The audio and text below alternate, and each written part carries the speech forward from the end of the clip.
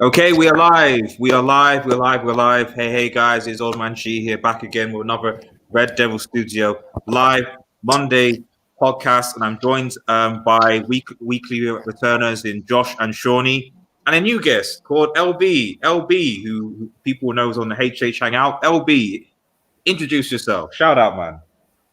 LB, guys, all the way from Australia, so it's very early here, 6:06 a.m. to be precise. Very cold, but it's a great pleasure to be on Red Devil Studios podcast this morning, and looking forward to it.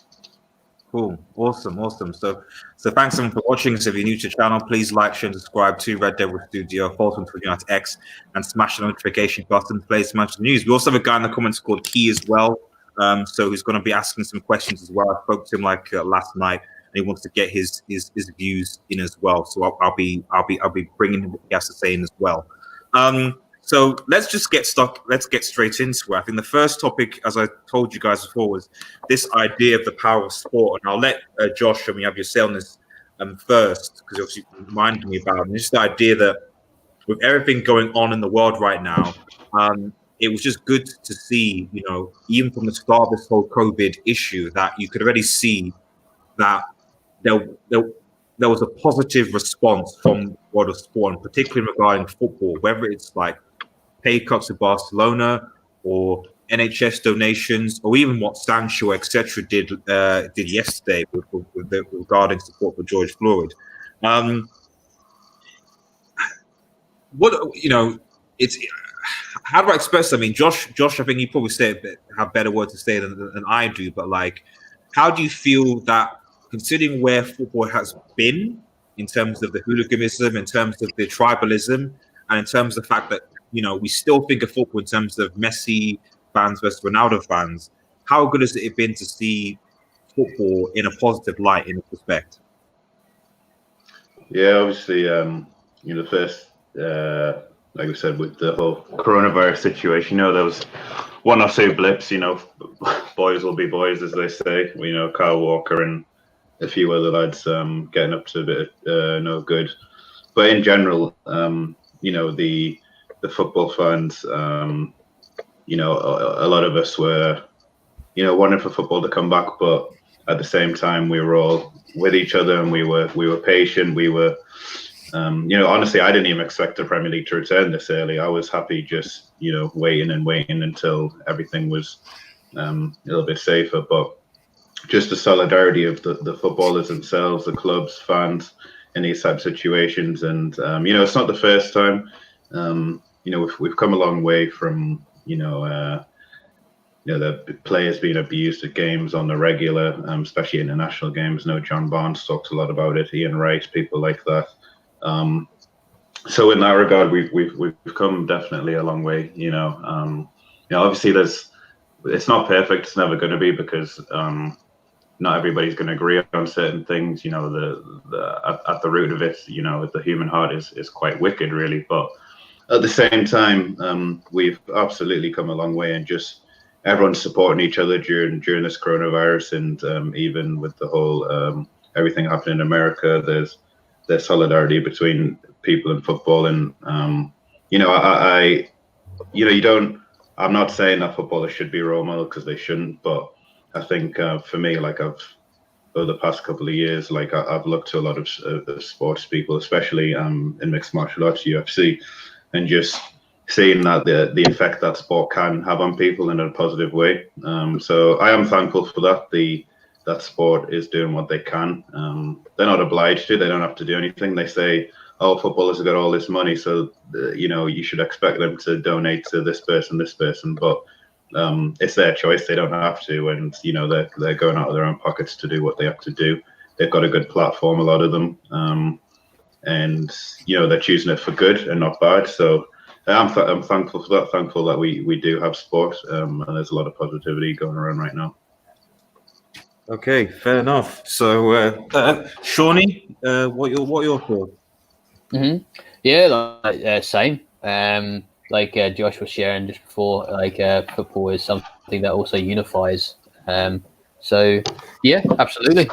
I didn't quite get your question at the beginning. Would you be able to just rephrase it? Is it just generally with everything that's happening? Yeah, I think it's me. Just I think what I guess I'm trying to say is that like we focus so much sometimes on the negatives of let's reduce the football on what footballers do, on that they're getting paid so much, on that they do all these different sort of this person goes to this person, all these different sort of things, or Messi fans or fanboys, all the rest of it. But I guess what I'm saying is like, like, can we appreciate like the positive aspect? Like, what do you see as been the positive aspects that football in particular, sport, but football in particular, has done regarding this sort of the crises that have been happening, predominantly COVID, but obviously what's going on as well in the States. Yeah. That positive contribution, So how do you sort of feel that? You know what I mean? Yeah, it's brilliant. Like that's the beauty about football. It has the power to do that. Like I think unifies is the word. You've got it does the coronavirus. Even though the fans still can't go to actually see the games, they're still excited about watching their team at home, because before it all happened, they were following the players, listening to them on the radio, watching videos of them online. So like they kind of know them. And since all of this happened, they kind of just took that all away. And it's kind of like not being able to see your friends during the week or on a weekend. So to see it all sort of come back at the same time, they've certainly convinced me that it's safe. I don't think there's going to be, famous last words, if there's a second wave and whatnot. But from the safety precautions that they've taken going forward, it seems like it's a fairly decent way of going forward. And like I said, over the last sort of 2 or 3 weeks, Germany was setting the example. They were like the test bunnies, if you like, to sort of, I guess, just say, look, this is how we can do it. We've been 2-3 weeks into the Bundesliga now, 2 weeks maybe, and nothing. There's been no cases of corona. Everything's been fine. Everyone's safe. Everybody's healthy. It's still way too early to bring in the fans, but at least it's one step in the correct direction. And providing we keep everybody safe, everyone's so excited to see it back. And that's where. Whether you use the example of America or just the coronavirus in general, having people just sitting at home on their sofas, even if they're just online with their friends and they're kind of just communicating via the internet, kind of like how we guys are now, like sitting there with their headsets on or just like a PC, just chatting to their friends, talking about the game. It takes your mind off whatever it is that's happening out there, and just brings a little bit of peace of mind to a lot of people. So yeah, I think unity is probably going to be the word of the show, because it's kind of sums up. I think seeing the excitement of football come back kind of is summed up in the word of unifying people, and just kind of bringing us all back together again, and just focus on normal things rather than things that we haven't really battled. Are we going to experience this again in our lifetime? I don't know. I certainly would hope not. Hopefully, the human race can learn from this. History. It's worrying, because history has a habit of repeating itself. And though hopefully going forward, we have leaders that aren't ignorant to our history, because those who are ignorant to man's history are doomed to repeat it. So hopefully we'll keep ourselves good and safe going forward, and nothing like this will happen again. We can just learn from this. We can hopefully contain it and just keep it as an epidemic rather than a pandemic. Next time round, that's then a step forward, and then next time not even have an epidemic and just stop it at its roots straight away. We can learn from this, get faster, and just keep our day-to-day lives as they are. Well said, Sean. So LB, as someone new to the podcast, new to the show, what do you think? Yeah, I think look, Josh and Sean has certainly taken the words out of my mouth this morning, guys. But I think there are sort of many aspects to this that we can sort of look into, because, like what Sean was saying, the struggles that we've all experience in life, and coronavirus or COVID aside, the stresses of whether that's from work or from family or from whatever you're going through, we've always used football or sport as a way to sort of take our minds away from that. However, now we haven't been able to do that, obviously, for the last 2 to 3 months. And on top of the stresses of life, we've been having this coronavirus pandemic just to add on top of all that. And I think it's really sort of given everyone the realization of how important, sport is. Yes, it is a game. Yes, people are paid so much money, international footballers, but at the end of the day, we're fans, and we really sort of appreciate the talents that these people have. And I think that having football back is obviously a very good thing. But as for the last couple of months, I think it's been a real struggle for a lot of people, including myself, not having football, sport. Being able to just turn on the TV or just watch a game, whether it's for 90 minutes and not having that in isolation. I admit it's been a struggle. I think also looking at the international footballers and how Josh and Sean were saying that we've almost sort of come together during this challenging period of time. It's also very nice to see that the players are also doing their bit as well. Seeing the players, I think it was Casillas who was hoping to put together or came up with the idea of like a COVID-19 Legends fundraiser game. This was something that I came across a few weeks ago now. So obviously it shows that we're all in it together, regardless of whether you're a footballer, whether you're a teacher, a doctor, a garbage collector.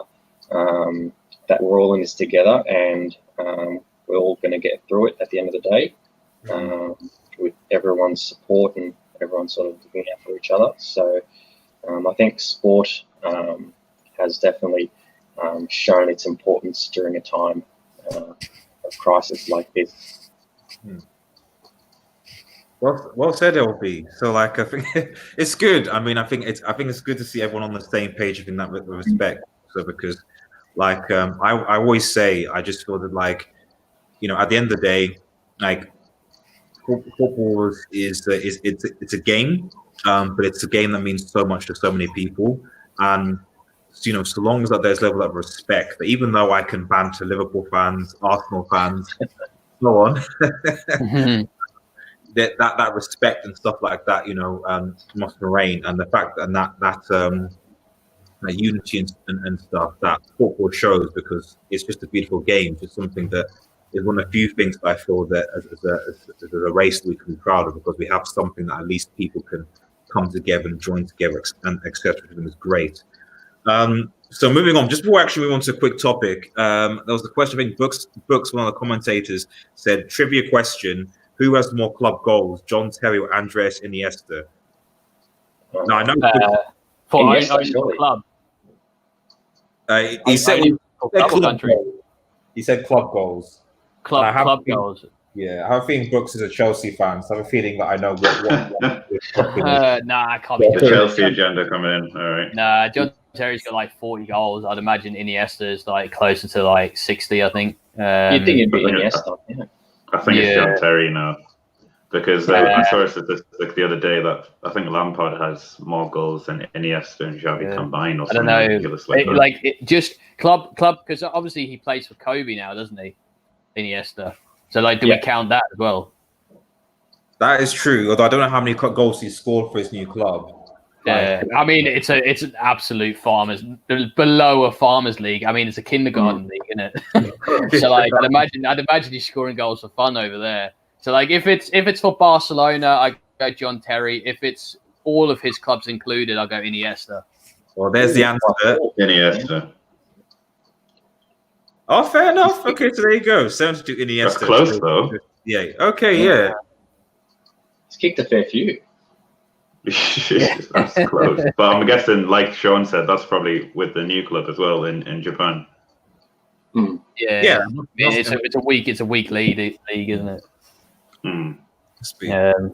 So yeah, he's probably just banging one in every week. scoring goals as well. Scoring Good goals. question, though. Well done, bro. It had me reeling a little bit. John Right, Terry. let's I get mean, into. yeah. Sorry, let's get into the next topic quickly in time. So it's like who gets top 4. I think this is probably going to be the bulk of or part of the bulk of the show. I'll talk a bit about this with a few mates in the hangout on Saturday. I want to go around asking you guys, like, obviously the Premier League is coming back, end of June, and a top 4 race is back on. And the question is, and same to you guys in the comments, let me know what you guys think in the comments, who you think is going to get top 4. I'll start with Josh now. Who do you think is going to get top 4 and why? Yeah, I'd love. Obviously, this is This is almost like pre-season question, because after this coronavirus break, it feels like we're starting a whole new season almost. Even though there's how many games left? 11. But it'll feel like a totally different season, especially because you've seen in the Bundesliga teams getting battered 4-5-0. That's not been happening all the time unless you're like a Dortmund or a Bayern Munich or something. So obviously Liverpool are going to win the league. So that's a definite number 1. Second place is kind of up for grabs. Leicester and City were kind of battling there. Leicester were second for a while before City overtook them, right? And so, it's going to be weird because who's going to be fit when we come back? Watching the Bundesliga, it seems there's only 3 or 4 teams that look really, really fit. But even then, Leverkusen, who I thought was one of my picks to kind of keep smashing in goals, they looked fit the first 2 games, but then they played 3 games in 8 days, and in their 3rd game they lost. Who I forgot? It wasn't Frankfurt. It might have been Mönchengladbach, but they lost that game. So like fitness is that they're going to be squeezing these games into tight spaces. But top 4, I'm going to just go out and say Liverpool, City, Leicester, and United. So just a quick thing, Josh, because obviously you're the Arsenal fan in this chat. Do you think that Arsenal have a chance at all of getting top 4?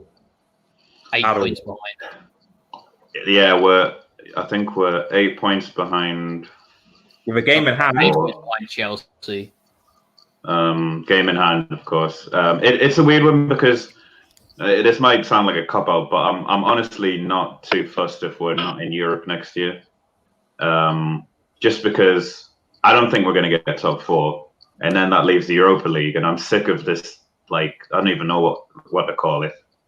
Losing to flipping Olympiacos and playing teams that sound like cheeses. Who was it that Man United played? Lank or something? What was it? Lens. Was it Lens?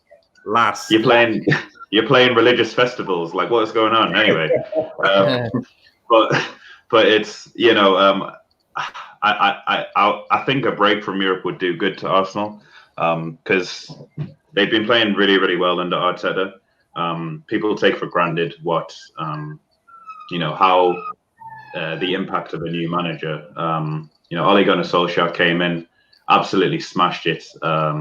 Those first couple of games, they did the kind of unthinkable against PSG with a B team. They were playing so well for that period, but then there was a dip, and so you have to give, and now he's doing really well. So you have to give time to managers. What you've seen from Arteta in a couple of months, like you didn't hear any complaints. Even other football fans are saying, like, when they watch Arsenal, like, yo, these guys are actually playing football. Like, they're pressing, they're Aubameyang tracking back. Like, this is from managers. We were saying, a lot of players don't track back. Ozil's tracking back. I don't think even Wenger got Ozil the track back. So I think it's going to take a while for Arsenal to get back where they are. Top 4 for me is definitely out of the question. It's not impossible, but I don't think we should be worried about that. We should just be worried on continuing to perform. See who's going to be there next season, because there's a lot of players who I don't think should be in the team next season or should be sold. So I think this period up until the end of this season, you're basically playing for your place, playing for your badge, because there's definitely going to be transfers in the summer. So yeah, I think they just got to worry about performance, never mind top 4. Okay, fair enough. LB, just want to quickly on Josh's point. 10 years ago, it was the best thing for Liverpool that happened to us. It was not to have Champions League football. It allows you to take a step back, really assess what's going on, and just build a decent team.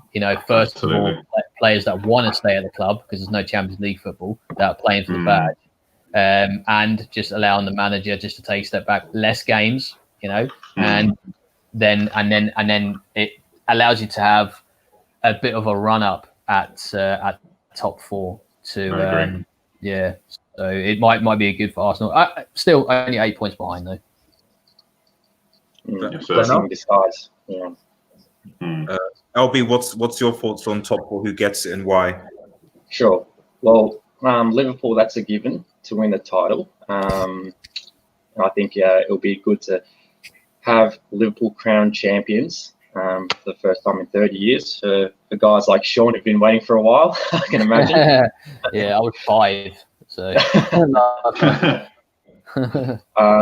Man City for second. It will be good to see Man City not win the league for the first time in years.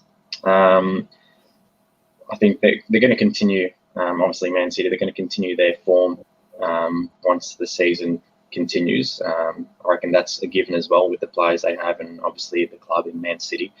I think that the break will suit Leicester. Initially, I thought it would be Man City, but I think Leicester club, in comparison to Liverpool and Man City, not as big, but and the players aren't as you could say posh, but I think the break would suit Leicester. So I think if they can hold off for the next, I think they're about, correct me if I'm wrong, guys, about 5 to 10 games left for each club the rest of the season. I think if they can win most of those games, I reckon they can secure third spot, which obviously gives them a Champions League spot for next season. And for that 4th spot, I personally think it's a real sort of toss-up between United and Chelsea. I think for United, given what they've been through this year, from the very start up until now, it will be, a really big achievement for United to get into the top 4, and whether or not that will sort of give them the motivation to secure 4th spot or even perhaps higher. The fact that there was discussions about United possibly being relegated at some stage this season. I think it was earlier on this season. So obviously they've gone through some very challenging periods of time throughout the season. But as for Chelsea, obviously it would be just as big of an achievement if they secure 4th spot. Obviously Lampard's first season as coach. But I think it will be Liverpool, Man City, Leicester and Manchester United. So somewhat, I think, quite similar to how it currently is right now, but with Manchester United taking 4th spot. Fair enough. Okay, just so everyone can see, obviously see the list. I've just sort of screen shared it so that people can see what the standings are. Obviously, you have Liverpool in front. They're obviously going to win the league with 88. I mean, this is ridiculous, man. 82 points, 27-1, 1 draw, which was against United, 1 loss. Yeah, which was against United. You had to put that there. Well, it was against United. You have to say these things. The pinnacle of United's achievements this season. It was like a World Cup final. The pinnacle. They played well though. They played very well on both times. Anyway, the pinnacle of the Manchester season is basically like beating Pep Guardiola 3 times. That's the pinnacle. Yeah, very much so. Anyway, though, so you see City obviously 57, Leicester 53, Chelsea 48. Manchester United 3 points behind Chelsea. When Wolves 5 points behind Chelsea in terms of fourth. If my math right here, 1, 2, 3, 4, 5. And then Sheffield United will have the game in hand, so they can go up to fifth if they win their game in hand, 46. And then you have Spurs and then Arsenal. So, Shawnee, who do you think will be getting to a top four? Yeah, I probably won't mention the top three just purely because I think it's just going to stay in the order that it is now. I don't think it. Well, depending on how everybody responds coming back from the break, because it's always going to be a little bit iffy. Players getting back into their strides, but I think City and Liverpool they'll be good. They've kept themselves nice and fit. They would have gone through routines every day to make sure to keep themselves at a good standard. So yeah, I think the top three will pretty much just stay where they are. I can't see Chelsea sort of picking it up and pipping Leicester to the third spot, because I don't think Leicester are just going to lose all of their remaining games or get draws. So the Chelsea, Man United, Wolves, maybe you could even chuck Sheffield in there, even though that would be a bit of a shock. I think. Do you think that Sheffield will go for it? Really? Well, it just depends on how the other clubs respond. That's the thing. Like if United and Chelsea respond in a negative way, and the break didn't do them any good, and it sort of knocked them off their strides a little bit, then someone like Sheffield or Wolves might pip that number 4 spot. It's just all about response, I think. I'd imagine like there's a lot of psychology that goes into this. And all of the clubs in the Premier League would have talked about this, and they would have had them regularly on, discussions on the internet, and talking about how to keep themselves mentally prepared for when the season does come back.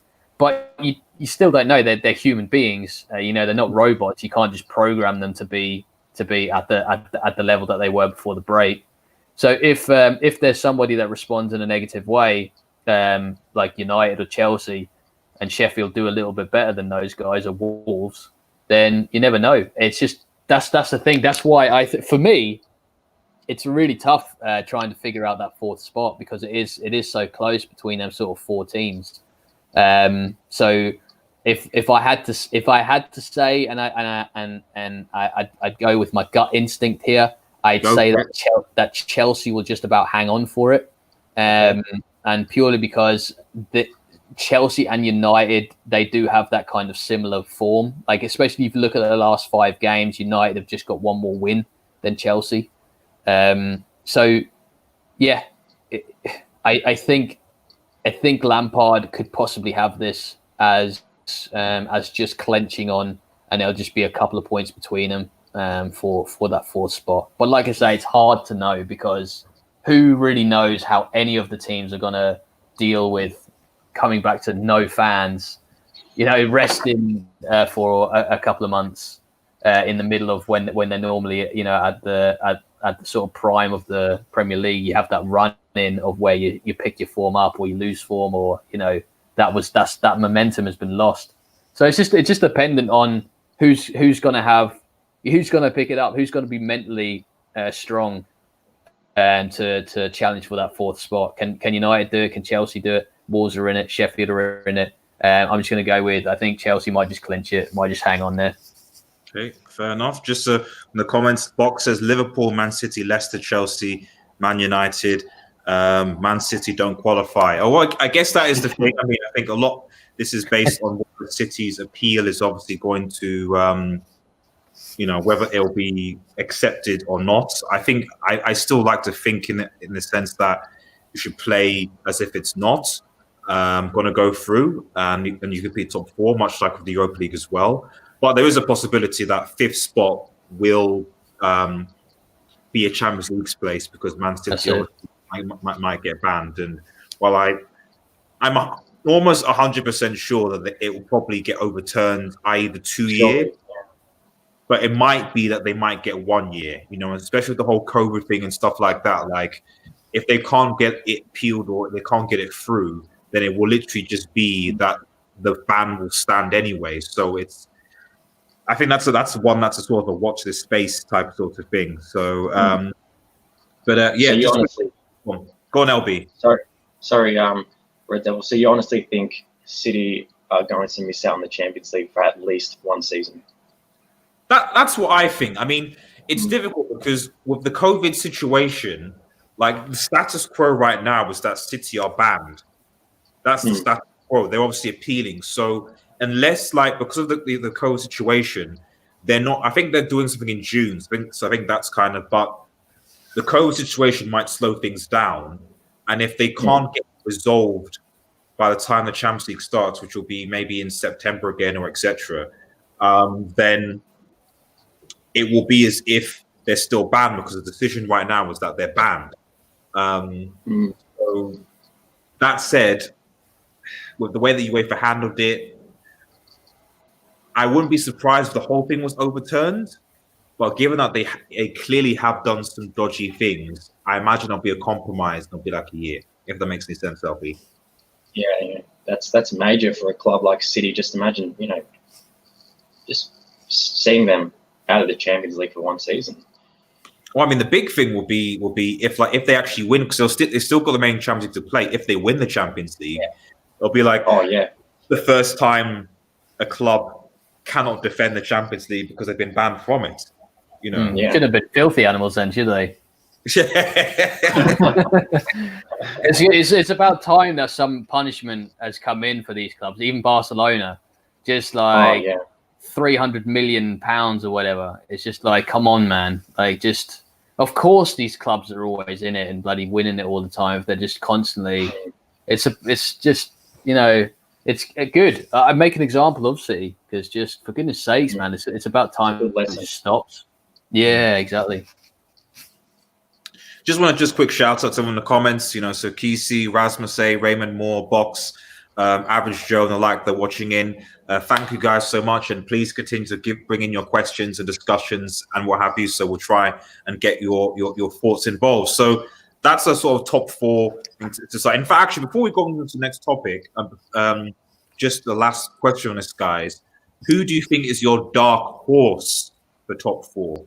And then we'll move on. So I'll start with you, LB, and I'll end with Sean. Who is your dark horse for top four?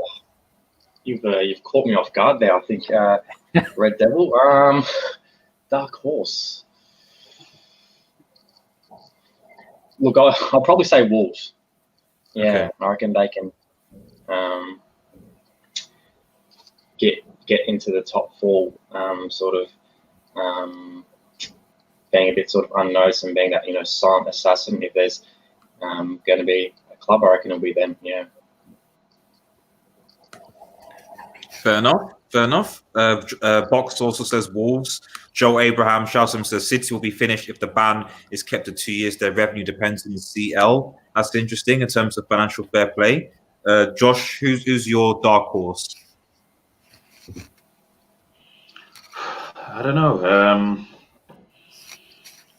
I think, like honestly, the teams, my team Arsenal definitely doesn't deserve top four. Sorry to interrupt. I've got to put this in here. Sorry, no, it's not that one. It's Tottenham as the dark horse. Who's that? Excuse me, Tottenham as a dark horse. All right, and banned.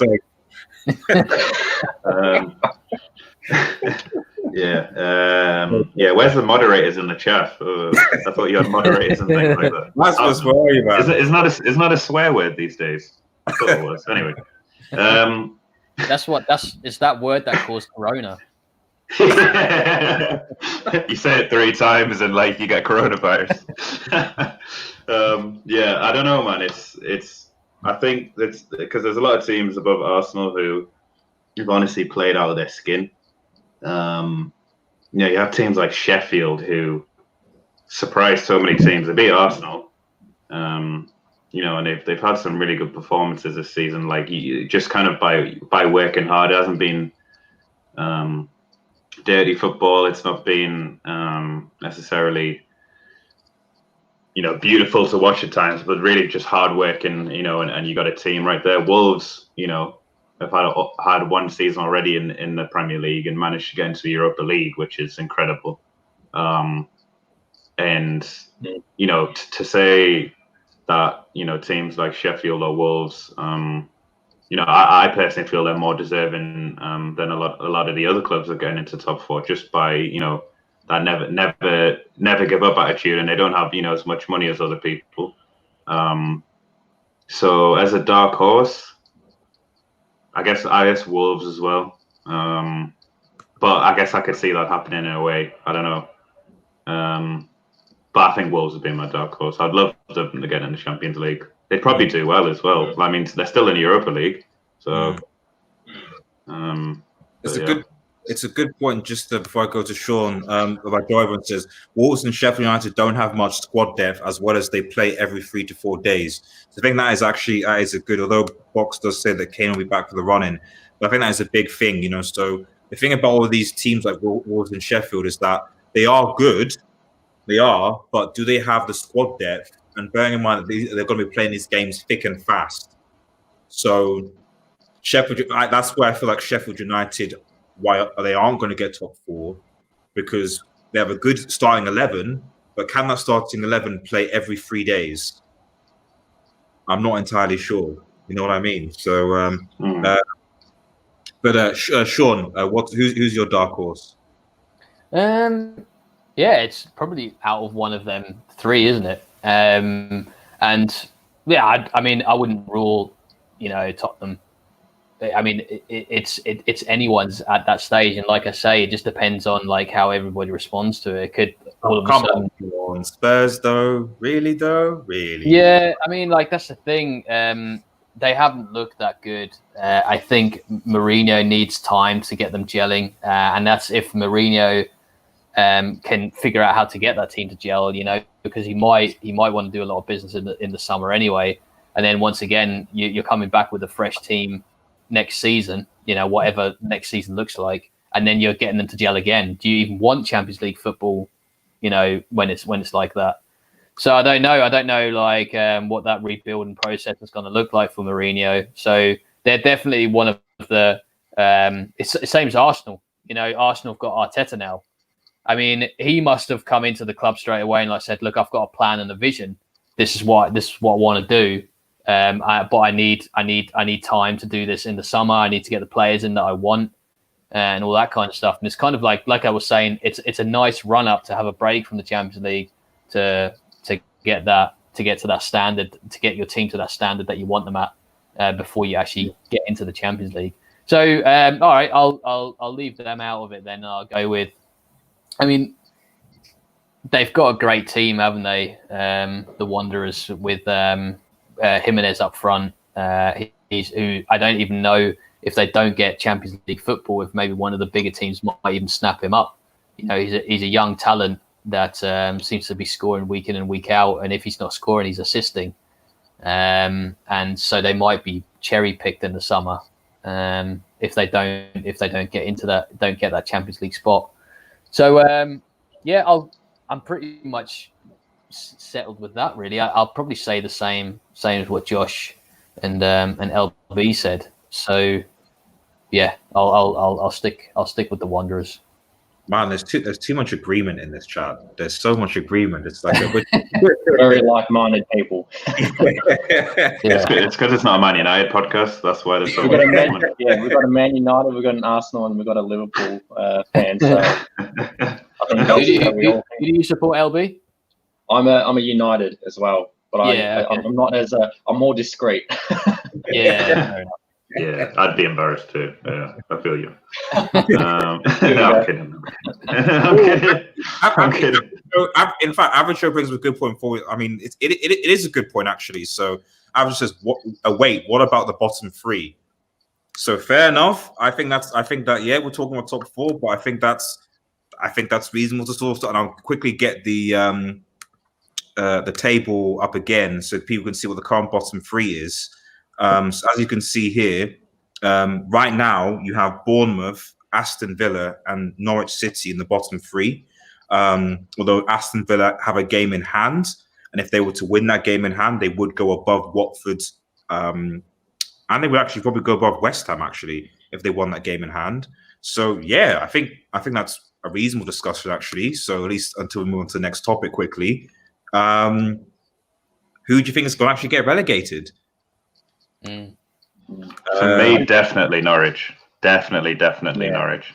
And I haven't seen enough in Villa because it seems like they're a one-man army with Grealish at the minute. Like the other when Tyrone Mings got injured as well, because he was having a good season. When he got injured, he hasn't really looked the same since, and it takes a while for players who are injured to get back into form. And although maybe this break will see a bit of rejuvenation, and maybe players like him will have recovered. So it's not. I'm not going to say count Villa out just yet. But before lockdown, I would have said Norwich, Villa, definitely. Definitely Norwich now. Not sure about Villa. Bournemouth, do they have enough in them? I really wouldn't want Bournemouth to go down because I love Eddie Howe. But there's no way Watford are going down. They beat Liverpool. Like, imagine ending Liverpool's unbeaten run and just going down the same season. That would be, I don't know, that'd be crazy. West Ham, I'd love to see them go down, honestly. I'd love for it to be Norwich, West Ham, and Brighton. That's shocking coming from an Arsenal fan. Yeah, well, the less competition, the better, isn't it? I would love for it to be Norwich, West Ham, and Brighton, but realistically, I think it's going to be Norwich, Villa, and possibly Brighton. Them bloody Seagulls are going to go down, haven't they? They're filthy animals. Oh, yeah, so there you go. There's my three. Who's next? LB. Go on, LB. John, you go. Yeah, I was just going to add to that comment. As I say, I think I hate them Seagulls more than I do any other team. And well, maybe Everton, but yeah. Could you see someone commented on the comment section, Jerry? Old man G, sorry. Oh man, your comment section is funny. Jack Grealish on YouTube was the entire EPL season too. I don't actually know why he's been getting a lot of hype, to be honest. Brooks as well said Union Berlin were looking at a mid-table finish before the break. They've been taking hammerings since. And then football from Norwich, Bournemouth, Brighton, and Average Joe shows. Average Joe shows how desperate the British press are when hyping Greenwich, I assume. Okay, so LB. All right. I think Norwich City will finish last, being on 21 points. But look, to be honest, I reckon it also depends on the fixtures as well. I'm not really sure who Aston Villa, Watford, Norwich City, all these teams who are at risk of being, relegated, are scheduled to play. But going by the points and form, I think Norwich City will finish last. Aston Villa will finish second last, and I think for that 18th spot will be between West Ham United, Watford, and Bournemouth as well, because being on 27 points each, obviously they're tied, and the only difference is I think the goals in which they've conceded and scored. So as I said, I reckon it really depends on the fixtures and who these guys are scheduled to play over the next few weeks. Okay, and lastly, Sean, have you given us a bottom three? No, it's fairly similar to Josh's. I think I'm not too sure Villa actually are going to do it. Norwich definitely. Villa might stay the same, and then I really hope that them bloody Seagulls go down and Bournemouth. But come on, Bournemouth! Come on, lads! Just pick it up a little bit. Just a couple of wins, and then yeah. But there's a lot of hate for Jack Grealish in the comments, so that seems to. Yeah. Anyway, well, I said they'll probably stay there. Yeah, I said they'll probably stay there, 19th. I don't know if they're gonna move from there. There's no doubt about that. He's the best player in the Villa team. I don't think anyone would contest that. and he's even sort of starting to get attention from some of the other clubs. I don't think if Villa goes down, I don't think Jack Grealish will. I think he definitely will be farmed by somebody else. But so in terms of Jack Grealish, you can tell that he's obviously some sort of talent to some of the other clubs here in the Premier League because of how well he's done for a team that's in the relegation zone.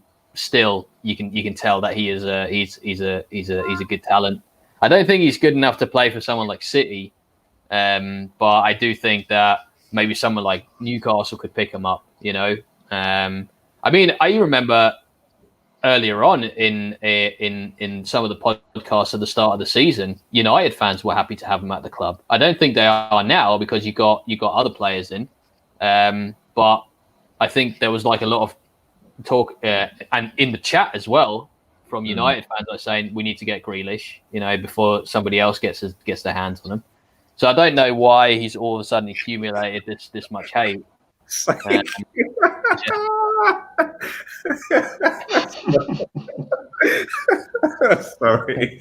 around these comments, man. There's just I would take Grealish over Lallana any day of the week. Any day. I think Lallana will probably go to Leicester. I think he'll be good at a club like that. Yeah, I mean, Rodgers loves him as well. Then he got him in the first place. Average Joe, we're going to be doing our Bundesliga review talk next, and Dortmund is going to be on top. But before I go in, Kesey, who's this new subscriber to the channel, who's desperate to have his say. Kesey, can you hear me? You'll speak through my mic. It's calling through Discord. Who do you think is going to go into the bottom three, get relegated? Thank you for inviting me on to the show, Red Devil. No problem. Hi guys. What's up, bro? I think Brighton will go down. I think because they're playing attacking football. Graham Potter is an attacking manager, as you can see. I think they're gonna just wear themselves out. I think in games they're gonna get tired. And I think they got like big fixtures coming up against Man City and that. So yeah, I think Brighton will go down. I think Norwich will go down because they've also got other big fixtures in that. I don't see them like winning games in that. So I think Norwich will also go down. And I don't know who's the third team that I think will go down, honestly. That's a hard one. I still need to think about that. But yeah, man, I think them two teams will go down. Yeah, that's basically the teams I think will go down. But do come back to me for the third team. No problem, Kesey. No problem. And I think with that, we're going to move on to our next topic. Actually, I'm 40 minutes in. I've still got 2-3 more topics to discuss. We'll see what happens.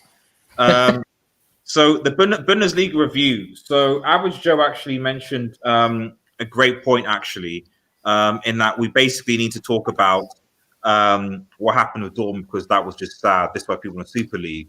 When I mean Bundesliga review, I mean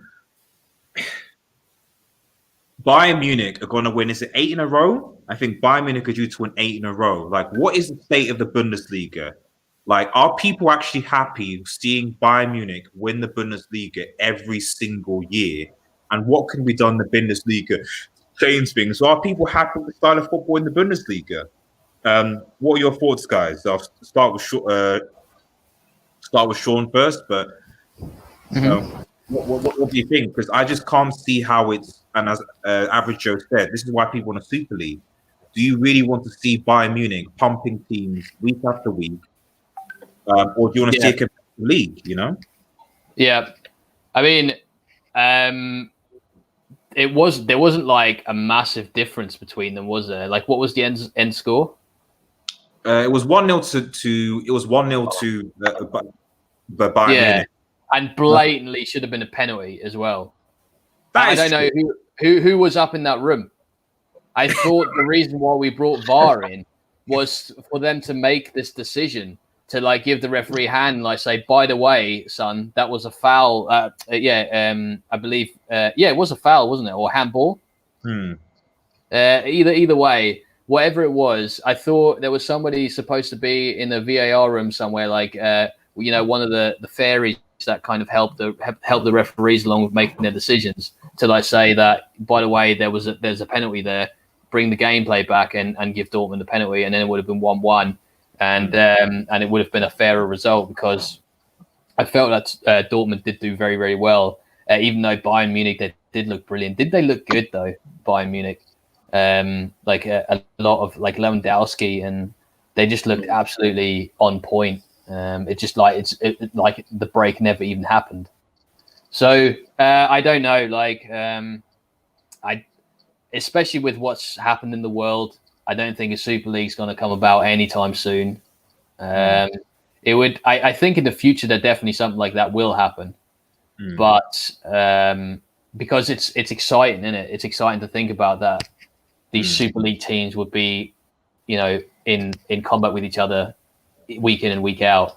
So it'd be absolutely fantastic. I don't think it's going to happen, especially with what's just happened just now. I don't think we're going to see anything like this soon. But it wasn't like a landslide. It was 1-0. But this is the thing, Sean. This is what I've just said. They're about to win the league 10 times. Do the same thing every year. It's Groundhog Day, So like, aside from obviously when top with Dortmund, it's started things. It's essentially been Bayern dominance for goodness knows how many years. And although STUMC does say the Bundesliga went to the last day last season, it's usually always a title race. So Bayern is the most professional. It's only Dortmund to blame. Why do they keep selling their players to Bayern? I mean, they would literally have the Bayern team in Dortmund right now if it was up to them. It's only because they're money hungry and they're a selling club. They're like the Southampton of the German league. If it's up to if they want to win the league and be as dominant as Bayern was, stop selling your players. Stop. It's down to them. It's their fault.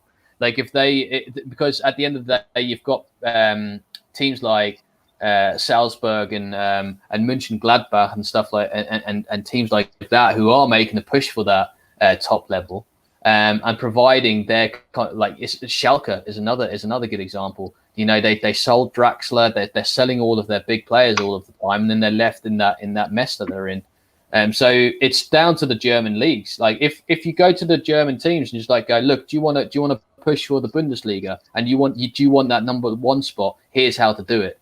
And one of the things that you don't do is you sell your prized possessions. The players that are making your club successful, if you sell them, naturally you're going to fall behind the club that you sold them to. That's just normal logic. I don't think anyone can defy that logic. So it's their own fault. Bayern Munich have won it 10 years in a row because of that. The only thing I would say, Sean, so to interrupt before we go to the other. So, and this is a very good point Average Joe puts up here. Dortmund just gave up. I should have known because last year they were 9 points ahead. People forget this. Dortmund were 9 points ahead and still lost. I shouldn't have brought into the hype with Haaland problem. Haaland, frankly, did look like Lukaku in that game. But, the thing with Dortmund is that they have been in these positions. I do think that Favre needs to come into question where you every single time you've been given the position, you've been on top, and then you still given ground to Bayern Munich. That says more about the manager than it does about the players. But it's once again like when Klopp won the Bundesliga, he kept the players that mattered most to them. I'd imagine there would have been threats going along the way, just like saying, "Look, listen, I'm not staying at this club if you're going to continue to sell the players," which is what happened. So I think you got to have a respect for Dortmund in the sense of, okay, whatever manager's going to come in there next, he's got to put his foot down, just like say, "Listen, if you're going to keep selling all the players that I'm bringing in or that I'm bringing in through the youth academy, I'm not staying." Because I'm here to win. I want to win. Well, they make a lot of money from them, though. So if it's up to them. If they want the money, then sell your players. Or do you want the Bundesliga? What do you want? Do you want the money from the players? Are you satisfied with that, so you can go and have a nice holiday, or do you want to win the Bundesliga? It's up to you. If they're sick of looking at the table and like going, "Oh my days," like no one in the backroom staff of Dortmund can like go, "Oh my goodness." they've won it again 10 years in a row. I mean, come on, bro. It's your fault. You sold all your players. You know, you're getting rid of all of your prized possessions, and then you sold it. You sold a lot of them to Bayern Munich. I mean, it's just like what are you expecting? You sold all of your best players, like the players that were getting you all of these high positions and getting you, through the Champions League, getting you into the Champions League, challenging Bayern Munich. You sold them to Bayern Munich, and now you're left in this mess. It's down to them, man. It really is. I don't really have any sympathy. I just say go. I can hear that. Yeah, it's just it's honestly it's something that's it really is a wind up, because at the end of the day, it's just down to the individual teams. Schalke can be in a better position if they really wanted to. I mean, Salzburg, all of them, Team München, Gladbach. If they just keep their players, they'll be challenging. They will. You saw that. You can see that this season. But if Bayern Munich continue just to go, oh, we like this player, we like this player, and all the teams are like, yeah, go for it, you have them. Okay, that's the position you'll be in. You enjoy the money and enjoy watching Munich win the Bundesliga for 11th time in a row. It's down to them. Fair enough. And I'm sure if BD Core was on the show, he would have his thoughts about the nature of Dortmund. But he's not on currently. He'd also have thoughts about other players in Messi. But there we go. LB, what do you think? What do you think? Yeah. Look, I think a Super League is sort of, inevitable. Like what Sean was saying, I don't think it will come into play anytime soon. But, you can sort of almost guarantee that at some stage in the future we'll be getting one if we continue to see teams like Bayern Munich, Juventus, PSG, win 10, perhaps even, who knows, 20 titles in a row. I think we might be staring down the barrel of a Super League at some stage. And look, personally, I think that will take a lot of sort of glamour away from the Champions League. The Champions League, it has been a tournament that we've all been watching over, many years now, because we just never know if we're going to get, a blockbuster or a game with two sides, let's just say Bayern Munich or Man City or Bayern Munich PSG. But with the Super League, I'm not sure how exactly they're going to be running that, but you'll almost be guaranteed to have those two teams draw each other, whether it's in a round robin or, as I said, however it's sort of scheduled. So I think it's going to take a lot of glamour away from the Champions League, which I'm not big on, as in taking the glamour away from it, because I'm personally big on the Champions League. As for Bayern Munich, what you mentioned, Red Devil, was a really sort of valid point in how Dortmund were 9 points ahead at some stage last season when Bayern Munich were going through that transition and having a whole heap of new players brought into the scene, and obviously their new coach as well. He didn't really do well. He was struggling, Kovac. So I think people forget that over the last 10 years, I would say that the best Dortmund side would have been under Klopp, the 12-13 side that made the Champions League final. And since then, like what you guys were saying, they've lost, all their players, Goetze, Lewandowski. I'm very surprised they've been able to hold on to Marco Reus. Obviously, there's a bit of loyalty there and injury as well. He hasn't been able to reach his full potential, I don't think. So I think Dortmund's best chance, apart from last year, was in the 2012-13 season, where they didn't even win the Bundesliga, and I think that sort of says it all when Bayern Munich won the treble that season. So, look, it's hard to say, because let's look beyond the Bundesliga for a minute and the Champions League, because Bayern Munich have only won one Champions League, I think, over the last decade. Yeah, and it sort of tells you what it's sort of like outside of the Bundesliga, for example, in the Premier League or the French League or Spanish League, etc. So even though Bayern Munich are dominating, they're still not dominating Europe. Yeah. So I think there's a bit to sort of discuss and look into when it comes to that. But yeah, I think, as I said, Super League, it's sort of inevitable at this stage. And Bayern Munich, I mean, we could get used to having a new winner every season than having seen Bayern Munich win the Bundesliga. But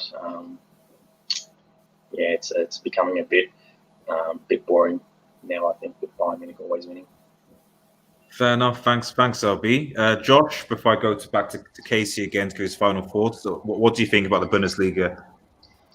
Yeah, I mean, I think everyone said, summed it up already. I think it's just, last season, 9 points, Dortmund, and they couldn't win the title. They had what was like Sean was saying, they do sell all their best players, but last season it was probably their best chance. I don't remember them selling a lot that season. I think they sold Pulisic. That's the sort of big marquee signing that I remember, and they brought quite a lot of players in. And a lot of it is mentality also. That's why when Jurgen Klopp was there, it just shows you how well he did, to break the Bayern curse, if you want to call it, and how much a respected manager that he is to go there toe to toe with Bayern.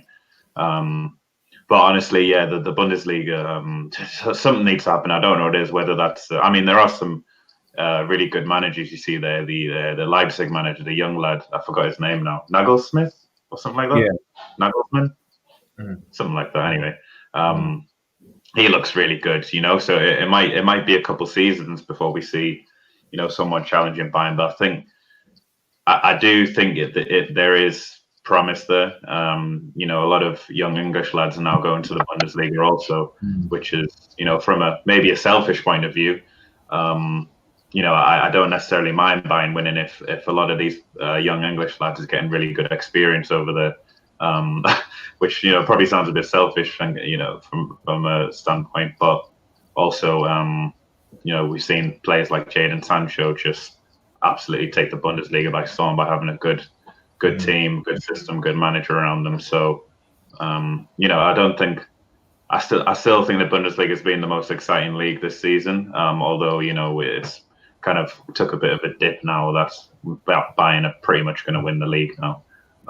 But it still, for me, has been the most competitive up until this point. So I think I don't think it's I don't think it's going to be Bayern forever. I think it will change. It's just sort of how soon. Okay, fair enough. I'm going to just quickly go to Casey. Casey, what's your thoughts on the Bundesliga? Can you hear me? Yeah. I can hear you. Go for it. Yeah. First of all, I need to know what's the league table and standings. If you can quickly pop that, because I've not really been watching the Bundesliga. I just can't really get into German football. But I do watch it sometimes. Okay, I'll quickly, for the sake, I'll just quickly screen share just for everyone who's watching. Here's the Bundesliga table there, and as you can see, Bayern Munich obviously 67 points clear of Dortmund. Then Leipzig third with 58 points. Gladbach, who actually were on top of the table for some time back, and I've got 56 points. They were 11 points behind. Then Leverkusen in fifth, Wolfsburg sixth, and so on. Schalke are 10. Bayern Munich can be stopped. They do have 2 more tough games because they got Leverkusen on Saturday. And they've got Mönchengladbach coming up, but I just don't think they were stopped. I think they've just got better players, really, better fitness, better players. I really don't think that they're going to be stopped this season. I think they've just got better players. They're just not going to be stopped. Well, I guess the question is, when will Bayern Munich be stopped, though? Because they've won 10. Not anytime soon. So, of course, we've got the Jadon Sancho, Kai Havertz rumours, and they're basically the best part of their team. By Leverkusen's defence is poor. Dortmund's defence is questionable. I think it's going to be a long time before we ever see Dortmund or Bayer Leverkusen or even Leipzig. I think Leipzig are probably the next team that could actually challenge um, with the type of players they've got. And I think just add a couple of more players to that defense and just one or two in that midfield. I think they could really challenge. But I'm gonna be honest, Red Devil and everyone else in the chat, I don't think Bayern Munich will stop anytime soon. And I think they're Champions League favorite as well. Fair enough. Fair enough. And I think that's a completely valid point, KC. And I think out of all the teams, they definitely look like they're strong force in the Champions League as well. Yeah, that's definitely as well. So I'm gonna be honest, I think Bayern Munich will remain undefeated for the rest of the season. But I'm really excited to see what Bayern Leverkusen that could bring Saturday. But I don't expect anything except from Bayern win, and I think everyone else should accept it. That Bayern Munich will win the game and will probably win the league. But hopefully we can get new title winners soon. But for now, Bayern Munich, I think, will be winning it for the next couple of years. And plus, they've got loyal players at the club, like good players like Gnabry, Lewandowski, that will probably stay. So that's another point. Fair enough. Thank you for the point, Kissy, and thank you for the very, very good point. Just quick, a few comments. I was going to do one topic, but actually, Average Joe actually has brought up something that I think would be better than going on to the third topic. Before I go into it, Raymond Moore does say, how about the league where only Real and Barca win the league every year? The case is the same in the Bundesliga. You're not wrong. The only thing I guess I would say... Right, Casey's going to say something. Contenders in the Liga. Say that again, Casey. There's actually been more contenders in La Liga this season. There's been many more upsets, and I don't agree with that opinion this season. But in the past couple of seasons, yes, when there's Ronaldo and that was there. But now this season, lots of things have changed. You know, Getafe are coming up as well.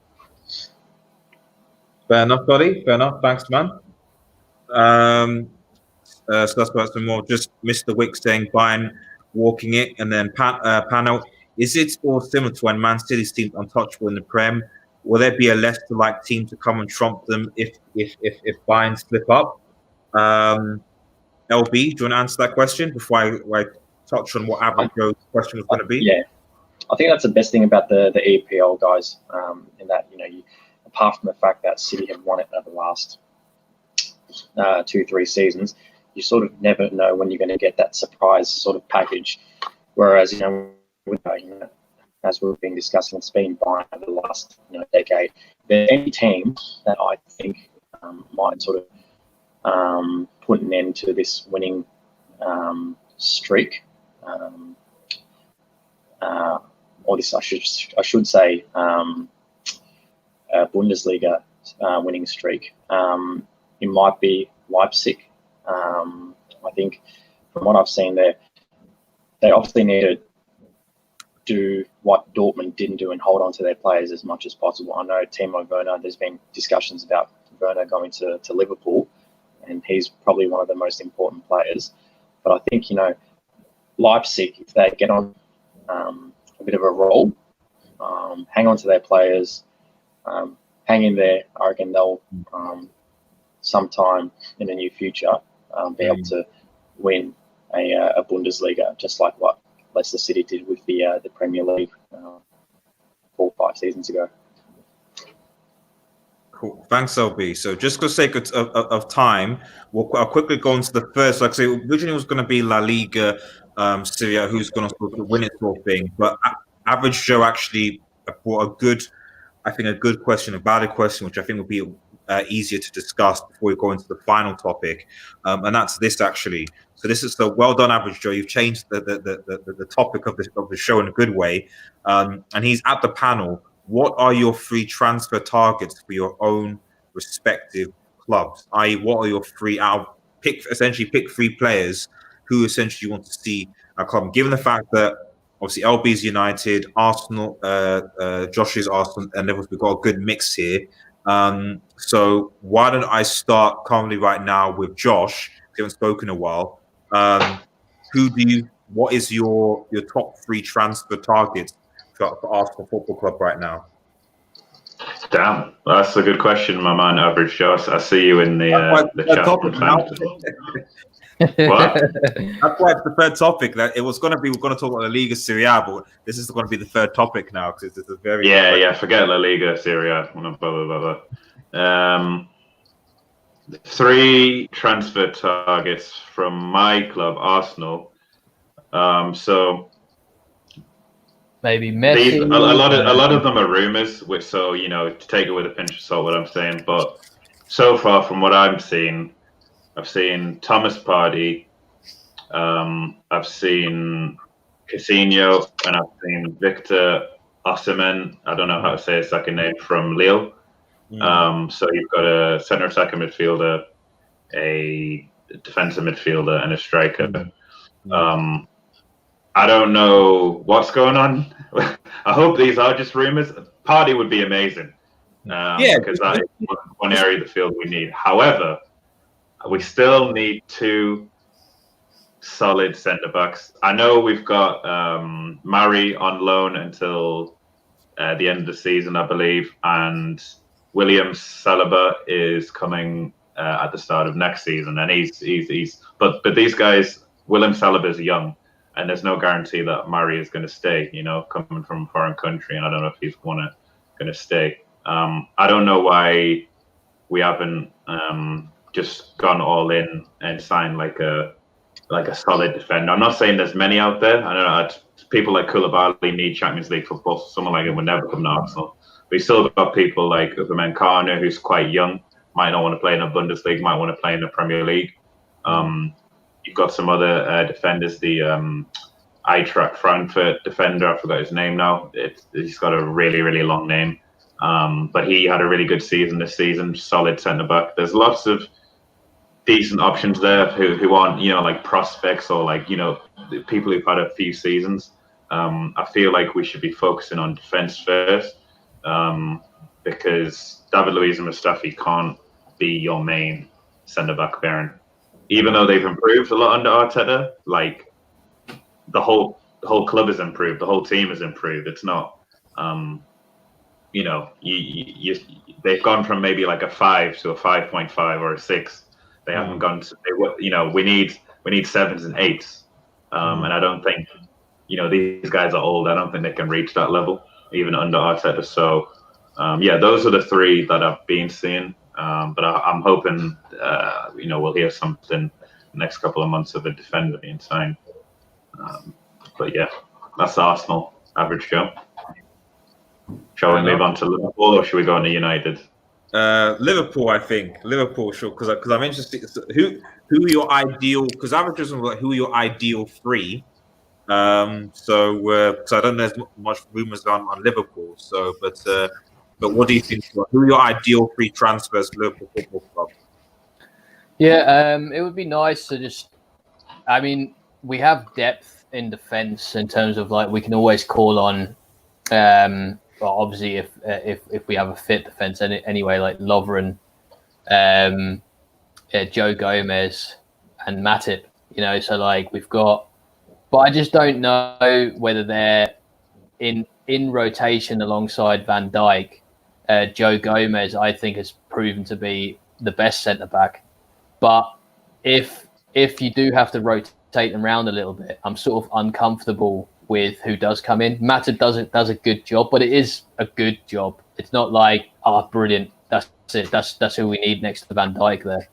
So I know that there is chatter about Koulibaly. So like he just pops up in the transfer lists every once in a while, in newspapers, in various different newspapers.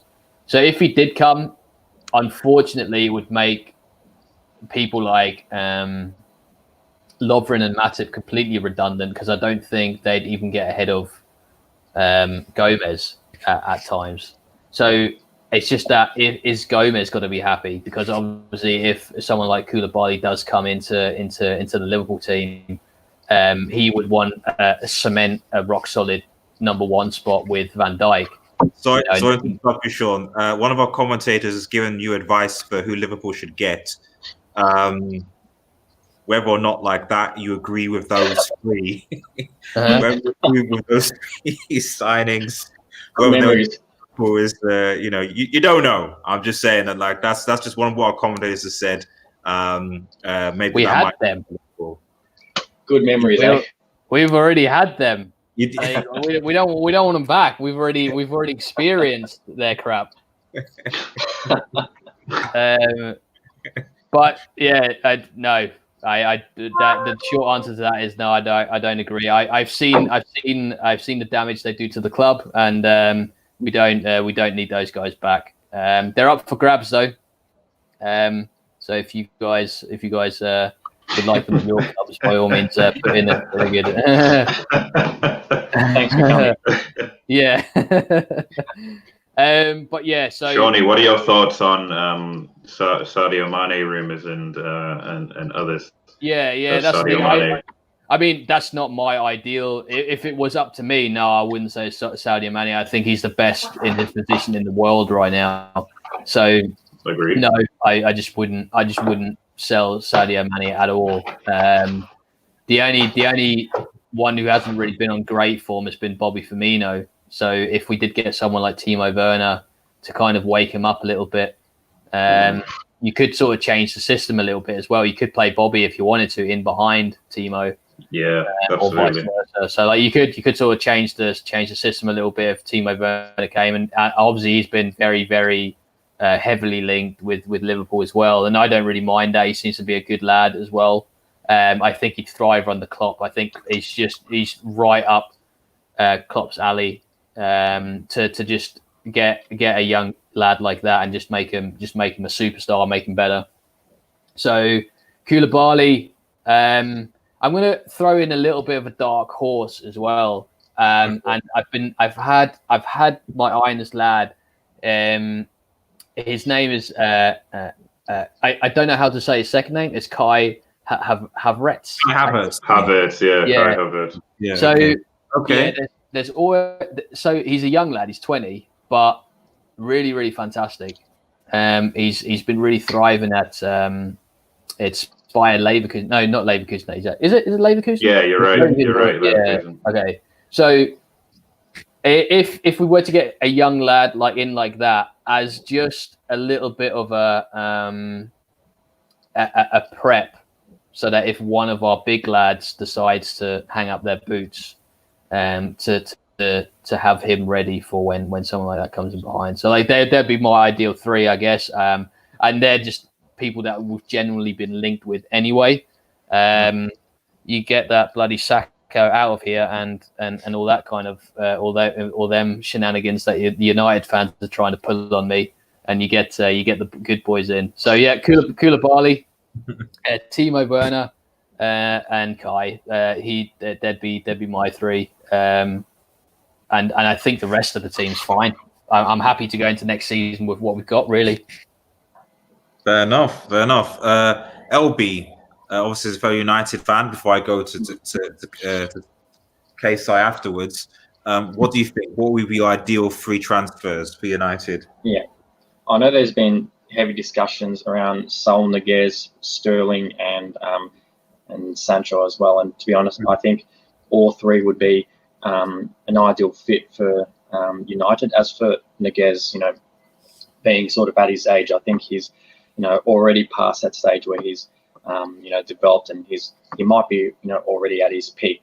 Obviously, being at Atletico Madrid now for a number of years, a player who's played under Simeone, I think he will do a whole lot good at Manchester United. For Raheem Sterling, I suppose it'll be an opportunity for him to join the club that he has struggled to score against, and his pace will never be sort of knocked back by any club. And quite similar to Saul Niguez, he's sort of at that age where he might be approaching his peak. The only thing that I'm concerned about, Sancho is, will the pressure sort of get to him if he goes to Manchester United, and if he leaves Dortmund. Obviously, it will be a really good opportunity to play alongside, Rashford, Lukaku, and all. But will the pressure get to him being a 19-year-old? 19, yeah, 19. So those are my three players who I'm hoping United can pick up at the end of the season. So yeah, I suppose time will tell. Okay, thank you very much, LB. I'll just quickly get K signed, and then we'll quickly go into our final topic, and we'll wrap things up. So K side, if you can hear me, who would be your ideal free transfers? I think you're United fans. Who are free for Manchester United? Yeah. First of all, Red Devil, can you have honourable mentions from the youth? Like promote them up to the first team? Yeah, okay, fine. Yeah, okay, fair enough. I'd also like to comment on Liverpool first as well. Okay, go on. Have your say. Careful. I think Liverpool should be, not going for Koulibaly, and I think they should be going for Macano, young players, because their players are getting old and they're getting rusty. Even though some of them are at their prime, they're getting very old, and I definitely think they should be going for young players. And yeah, I think young players should be the priority for Liverpool. Same with Arsenal. So yeah, as I said, I think Liverpool should be going for young players. All right, let's get in to United. Looking at the team right now, there would be a couple of changes I would do, but mainly is basically squad depth that I think United are struggling with,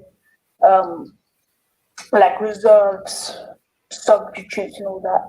And I think there are weak links. So the first player I would buy would be Jude Bellingham, if you know who he is. And I think Liverpool, Arsenal should be looking at this kid. I think this kid has very good potential to be an absolute superstar. Of course, the championship's going to be coming back. Very excited to see what Jude Bellingham can bring. Yeah, so Jude Bellingham, I think, would be the first one. I think I've put him on the substitute bench. So we need squad depth. So the first player would be squad depth, and that would be Jude Bellingham. Got lots of talent.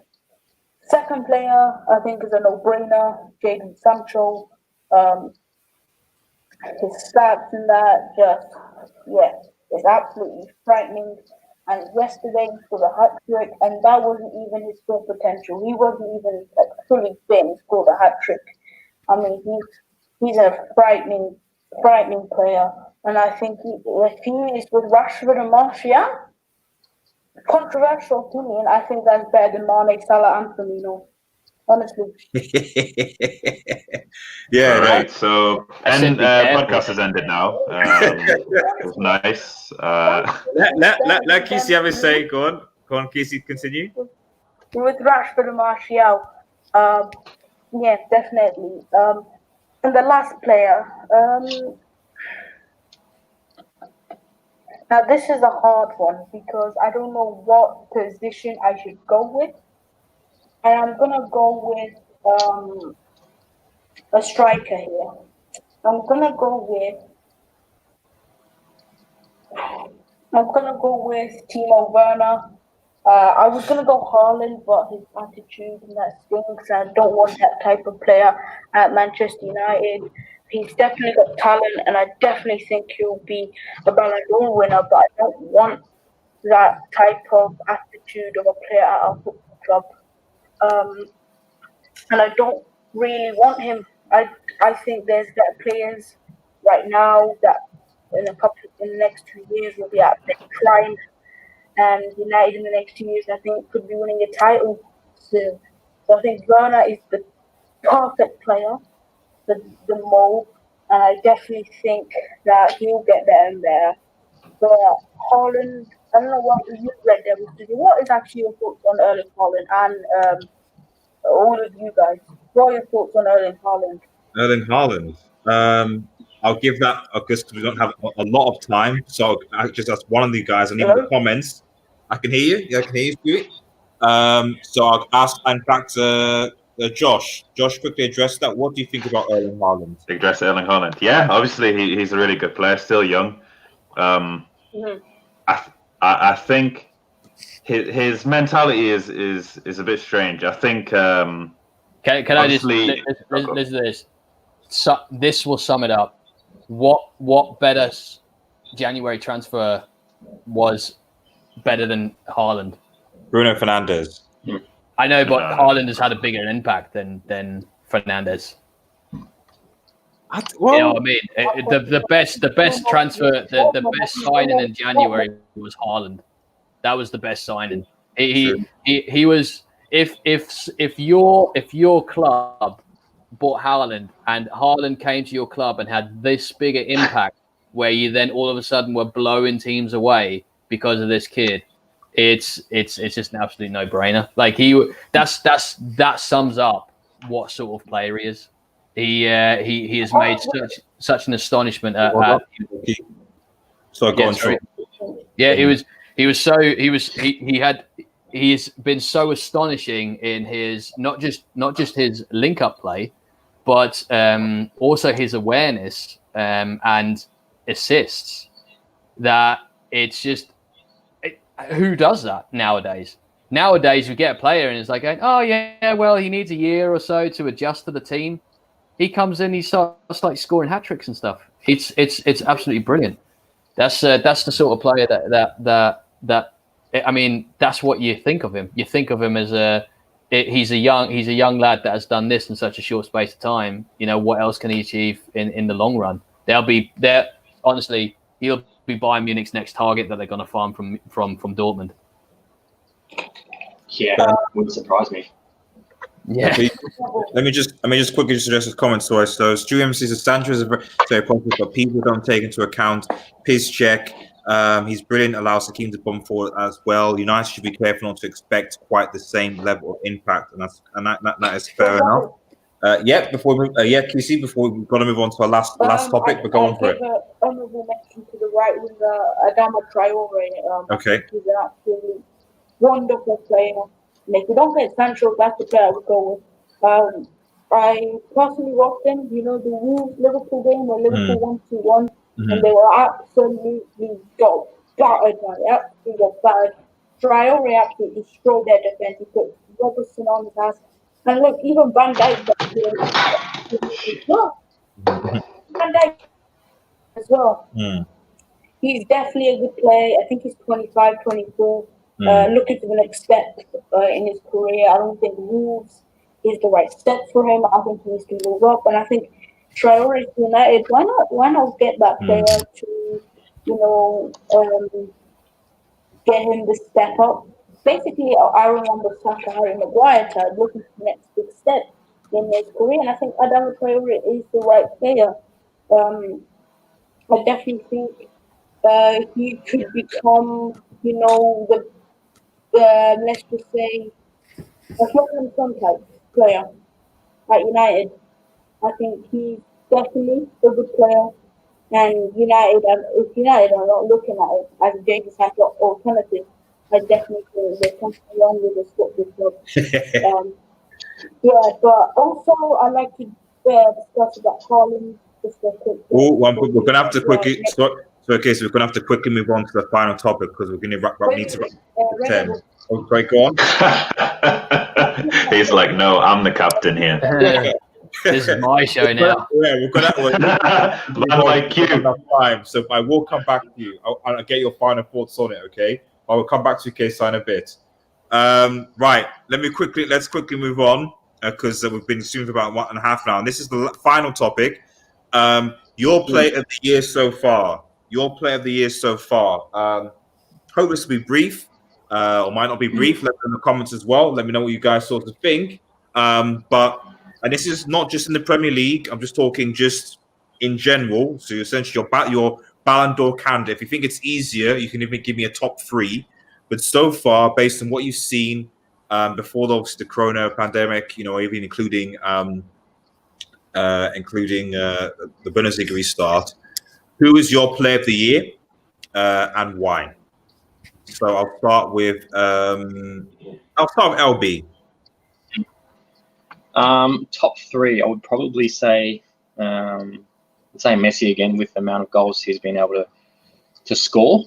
La Liga and the Champions League before the pandemic. Number two, I'd probably say VVD.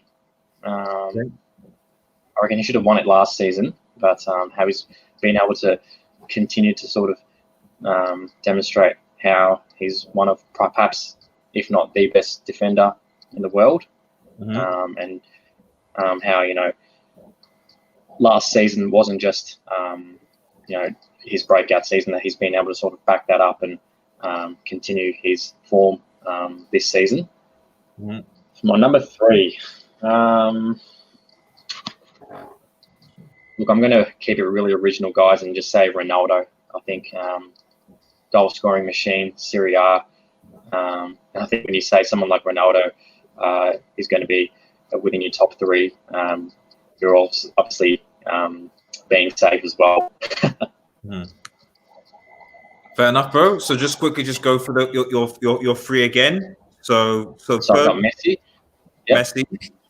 Second was Van Dijk. Number two. Van Dijk. And then third was Ronaldo. Number three, I got Ronaldo. Yeah. Ronaldo. Okay, fair enough. Josh, your player of the year so far. I'll give you a top three. And top why. Three. Man, this is tough. Right. So for me, this is a tough question, man. Yeah. So many great performances out there.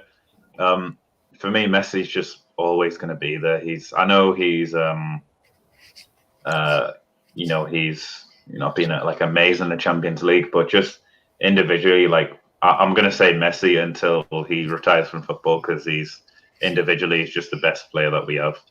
BD4 would have a problem with that, though, man. That guy's, of course. So Messi's definitely there. Can I put a whole team, or does it have to be like? No, it's just top three. So it's just player of the year. So your top one, but also if you're top three. I'm gonna maybe a little bit controversial. I'm gonna put Lewandowski there. Okay, Brooks agrees with you, but go on. Yeah, his goal tally this season is incredible, and the season's nowhere near finished. He's got Champions League as well. Like, I would put him at number one at this list if he can take Bayern to the final and win it. And they've honestly got a really good chance. I just hope that he his mentality is strong enough to just manage to rally the troops just to perform in those big games. And number three, I was going to say Jadon Sancho, but I think I'm going to have to say Sadio Mane. I was trying to put the whole Liverpool team in there, but I can't. Just because there are so many players in that team, like Henderson, Wijnaldum, that go unnoticed, But Mane, the impact that he has on the team, I feel like out of the three forwards, I feel like he isn't as replaceable. I think Bobby is maybe second. He's really, really essential to the team because he does a lot of the dirty work, a lot of tracking back, things like that. And he's actually got a lot of important goals. But I think Mane's just something else, man. His work ethic, helping Robbo track back, just his mentality, what he does on and off the pitch. So I think those are my top three. Messi, Lewandowski, Mane. Yeah. Okay, and Shawnee, you're up. Yeah, be quick, man. It will be Messi. Yeah, I think he's been player of the year for me for like the past 5 years. He's just once. I mean, in terms of Barcelona, he's literally like Mr. Barcelona at this stage. So Messi, Virgil van Dijk, you just can't underestimate. He just really is the best centre back in the world. And then Sadio Mane, just like my personal pick. He's just, I think, even though people know, I still think he's underestimated. He's just an absolute machine. would love to keep him. I don't know how strong all of these rumors are, but certainly I wouldn't sell him for anything less than what Neymar was. So like he's just absolutely fantastic. So yeah, they're my three. Okay, I'll give you my three before I go to KSI, and then we'll just begin to wrap things up. And keep on giving us your thoughts in the comments. So I think third place, I'll actually give to Kevin De Bruyne. Actually, I know because especially with where City are, we'll see what happens. But even though City are obviously second, what he's done for them has been very, very good. And if he helps City to get a Champions League, he's definitely sort of got to be up there. His assist and his work ethic is unparalleled. So from just looking at him, Kevin De Bruyne, I think, is definitely up there. Second, I think I agree with a lot of people. I think Lewandowski. Speaks for itself with his numbers. And once again, I feel like if he carries Bayern Munich to a final, then you've got to give him hands down. And first, as much as it pains me to say this, you got to give it to Sadio Mane. Up until the Atletico debacle, and even then, he still played quite well in that game. It was just because of what's his name, the goalkeeper, who thought that he was. He took off his Karius mask. Himself, what is it? What's he called again? It's not Mignolet. It's the other guy. What's Shawnee? What's the keeper called? Obviously not the guy that was out injured. The replacement. The replacement for Karius. No. For the Brazilian keeper, Alisson. It wasn't Alisson in goal. It was the other guy. Oh, Adrian. Sorry. Yeah, Adrian. Oh, sorry. Adrian was taking off his Paris mask, man. In that performance, it was like, what? So it was tough. We got it back. But yeah, for me, Mane, and that's the thing, that the shame, because I feel like if Liverpool won the Champions League again this season, or even got to semis, Sadio Mane probably would have got a Ballon d'Or. Which would have been nice. Which would have been nice. Now, I don't think he will, and it will depend on who obviously wins the Champions League. So it's not going to be Messi or Ronaldo if they don't win it. So you might see like a Lewandowski if he does, for example. Which is fair enough. Let me just get KSI. Go on, Shawnee. Sorry, what was it for? No, I was just saying that's fair enough. That's fair enough. If he, because at the end of the day, it's now out of reach. Is the Champions League even coming back? It's scheduled to be back. It's scheduled to be back. August the 1st, exactly. KSI, you give me your top three, and then we'll begin to wrap things up. Can I quickly discuss top four quickly? It'll be quick. Okay. You have a minute. You go. Okay. You have a minute. Okay. Go for it. I think Tottenham. I've been watching the training videos a lot. Tottenham look fair, United look fair. Arsenal, they're diabolical. Man City will thrash them. If Man City won't thrash them, right. Shocked.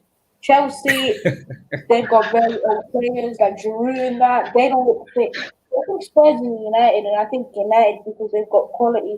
And I swear to God, if United lose to Spurs, I'm going to come on to your channel on the post-match, and I'm going to have the biggest run of the century, okay? If we let you on again. The biggest run of the century. Absolutely destroy these madmen. Okay, let's get into the top five. Okay. So, you keep adding numbers. It was top four first, now top five. Top five players. No, it's just free. It's just free. The player of the year is for free. All right. So you've got to make free, man. Player of the year, 1920. You mean 2020? All right. Yeah. Okay. Go for it. This guy's funny, man. Sorry, let him land. Go on, Q. Honorable mention for these two players, Roberto Firmino and my boy Adama Traore. Okay. I think Roberto Firmino has done a very good job at Liverpool. and I really think he should be Liverpool striker for the next 2 years. Dama Traore, you know my case. All right, let's get into the top 3. Number 3, I would go with Holland, of course, even though I don't want him. The stats don't lie. He caused that PSG goal as well. I think he's been a great player this season for his previous club, Salzburg, and now at Dortmund. I think he definitely is in my top 3. Number 2, I would go with. I'm gonna go with. This is a hard one. I know my number 1, but I don't know my number. I'm gonna say number 2. I'm gonna go with Jadon Sancho. Okay. For his goals and assists, his great dribbling, and I'll go Jadon. And my number 1 is biased, but I definitely think so. It has to be the main man, Bruno Fernandes. He's been definitely. I think people. Wait, Bruno Fernandes is your player of the year in terms of the entire, like, he's everything. Yeah. Okay. Because 2020, Bruno Fernandes. Because look at him. Look at Manchester United state before. If Mbappe was in that situation, or if Haaland was in that situation, they would not save Manchester United. Look what difference Bruno makes. And look, I don't care who you are. You are not giving that man so much respect. You should be, praying to that God. You should be praying to that God there. You should respect from that man's name. You definitely should worship him. Okay, right. Okay. Okay, all right. Okay. I think that's I think you definitely put respect in that man's name. Look what he's done for this club. And if Manchester United do become Premier League champions, the first person I'm going to thank is Bruno Fernandes. And I don't care who you are, you put respect on that man's name. And if you don't think he's Player of the Year, you're having a joke with yourself. Look what he's done. Fair enough. Right. Right. He saved us against Everton, Bruno. He did. As well. Fair. I think, him and Pogba are going to wreak havoc. And if Bruno and Pogba don't wreak havoc, I'm blaming all this on Pogba because he's not there. So that's my opinion. I think Bruno is the player of 2020. But hopefully we can continue this on. Of course, I'm actually stunned that he's in the Player of the Year. I'll be honest, that he's only done it for 5 games. The Premier League Team of the Year. I'm surprised that he was in it. I'd probably put Mateo Kovacic in the Team of the Year. But yeah, hopefully he can continue this for United. But I would put him my player of 2020. Okay, fair enough, bro. Thank you for sharing that. Like I said, it's good to get diverse. We're just talking about how we're on the same wavelength, but it's good to get some diversity of opinion on this show. It's very, very important. So thank you very much, K. Simon. Appreciate it, and they appreciate you in the comments as well. So especially with Box going like Bruno. So thanks everyone for watching. Thanks everyone guys for taking part. Shout out to KSI, to Josh, to LB who's coming on. Really appreciate you coming on. Hopefully this is one of many. Shawnee as well. And thank you guys in the comments as well. Average Joe, Raymond Box, everyone that's got involved, Stewie MC, just Draco, everyone that's got involved in the comments. Really appreciate you involved. I personally enjoy doing these podcasts and shows, especially as you guys keep your questions in, you listen, you watch, and we hopefully do topics that you enjoy. So yeah, we're going to wrap things up. We're going to end things here. So just because we've been streaming for almost 2 hours. So it's bye from me, man G. Say goodbye, guys. See you later, Thanks, boys. Red Devil. Have a safe week. Yes. And See you next time. thanks everyone for watching. You take